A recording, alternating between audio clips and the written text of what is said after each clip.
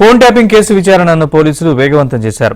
ఇన్నాళ్లు అధికారుల్ని ప్రశ్నించిన పోలీసులు ఇక ప్రజాప్రతినిధుల లింకులపై ఫోకస్ పెట్టారు. ఇందులో భాగంగానే బీఆర్ఎస్ మాజీ ఎమ్మెల్యే జైపాల్ యాదవ్ను విచారించారు.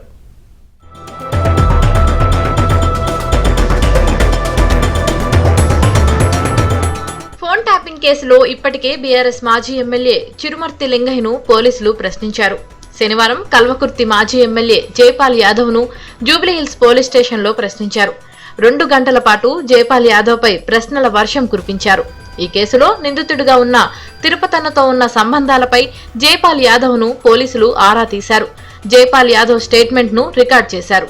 2 కుటుంబాల మధ్య విభేదాలు ఉండటంతో తిరుపతన్నకు 2 నెంబర్స్ ఇచ్చానని, ఆ ఇద్దరికి అసలు రాజకీయాలతో సంబంధం లేదని జైపాల్ యాదవ్ చెప్పారు.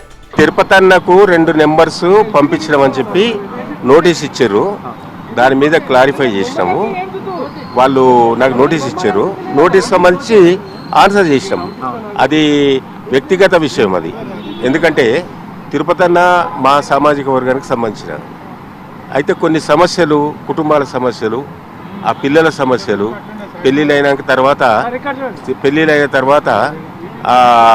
ఆడపిల్ల సమస్య, మగపిల్లల సమస్యలు, అట్లా కుటుంబాల మధ్యన ఉన్నటువంటి సమస్యల గురించి మాట్లాడి నెంబర్ ఇస్తాం.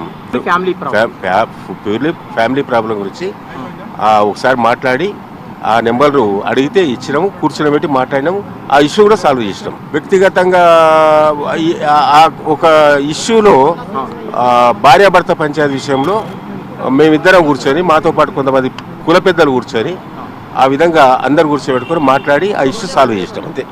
ఇప్పుడు బీఆర్ఎస్ మాజీ ఎమ్మెల్యేలను టార్గెట్ చేసినా, ఏది చేసినా మేము నీతి నిజాయితీగా ఉన్నాం కాబట్టి, పొలిటికల్గా పారదర్శకంగా చేసినాం కాబట్టి, మేము ఎక్కడ అవినీతి కానీ, అక్రమాలు కానీ ఇలాంటివి కూడా చేయలేదు కాబట్టి మాకు ఎలాంటి ఇబ్బంది లేదు, భయం లేదు, దాని సందేహం లేదు. దర్యాప్తులో అనూహ్యంగా మాజీ ప్రజా ప్రతినిధులకు నోటీసులు అందడంతో కేసు మరో మలుపు తీసుకుంది. ఎఫ్ఎస్ఎల్ రిపోర్ట్ ఆధారంగా ఉమ్మడి నల్గొండ, మహబూబ్ నగర్ జిల్లాలకు చెందిన 4 మాజీ ఎమ్మెల్యేలకు నోటీసులు ఇచ్చారు. ఇప్పుడు విచారణకు పిలవడంతో బీఆర్ఎస్ లో కలకలం రేపుతోంది. ఈ కేసులో సాంకేతిక పరమైన ఆధారాలు సంపాదించినట్లు తెలుస్తోంది.